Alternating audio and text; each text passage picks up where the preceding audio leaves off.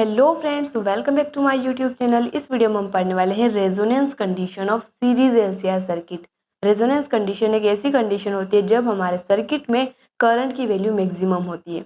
हमें पता है कि जो करंट होता है वो इक्वल होता है ईएमएफ अपॉन इम्पीडेंस, और करंट इन्वर्सली प्रोपोर्शनल है इम्पीडेंस की। यानी कि अगर इम्पीडेंस की वैल्यू मिनिमम होगी, इम्पीडेंस एक तरह से रेजिस्टेंस ही है, तो अगर मिनिमम रेजिस्टेंस होगा तो करंट की वैल्यू मैक्सिमम होगी। अब हमारे एलसीआर सर्किट में इम्पीडेंस क्या होता है?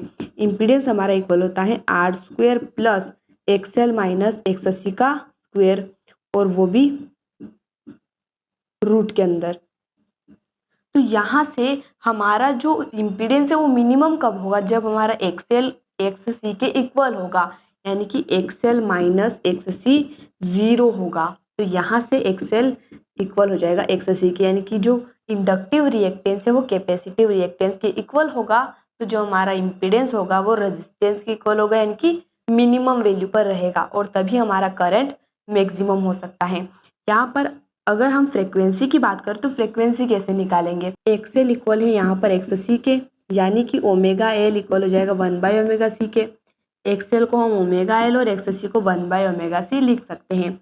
तो यहाँ से ओमेगा स्क्वेयर इक्वल हो जाएगा 1/LC, यानी कि ओमेगा इक्वल हो जाएगा 1/√LC।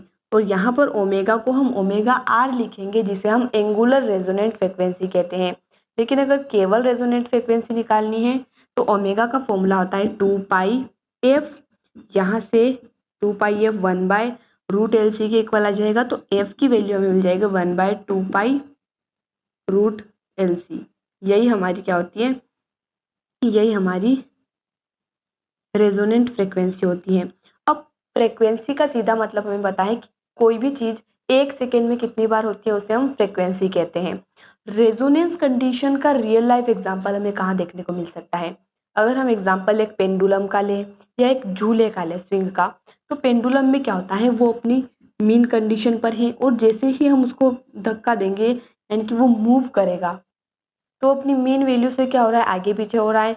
लेकिन एक समय ऐसा आएगा जो वापस अपनी मीन वैल्यू पर आ जाएगा। ऐसा क्यों होगा? एयर रेजिस्टेंस की वजह से। लेकिन अगर हम यहाँ पर एक सोर्स रख दें, यानी कि हम यहाँ पर अगर खड़े हो जाते हैं इसको धक्का देने के लिए, तो जैसे ही ये वापस यहाँ आएगा और जाने लगेगा तब इसको धक्का दे देंगे। तो ये क्या होगा, एयर रेजिस्टेंस को हमने मिनिमाइज कर दिया, यानी कि ये हाई एम्पलीट्यूड को अचीव कर पाएगा, मैक्सिमम हाइट को अचीव कर पाएगा। ऐसे ही झूले में भी होता है। लेकिन यहाँ पर ध्यान रखने वाली बात क्या है कि जो सोर्स है उसकी फ्रीक्वेंसी और सिस्टम की फ्रीक्वेंसी इक्वल होनी चाहिए, और वही हमारा रेजोनेंस कंडीशन होता है। ठीक है, अगर झूले की बात करें तो फ्रीक्वेंसी इक्वल कैसे होगी? मान लीजिए 5 सेकेंड में यहाँ से यहाँ आता है, तो फिक्स 5 सेकेंड में ही हमें इसको धक्का लगाना है, और हर बार 5 सेकेंड में ही धक्का लगाना है। अगर कम ज़्यादा हुआ तो ये क्या हो जाएगा, रुक जाएगा, या फिर मैक्सिमम हाइट अचीव नहीं कर पाएगा। तो आई होप गाइस आपको वीडियो पसंद आया होगा। मिलते हैं अगले वीडियो में नए टॉपिक के साथ।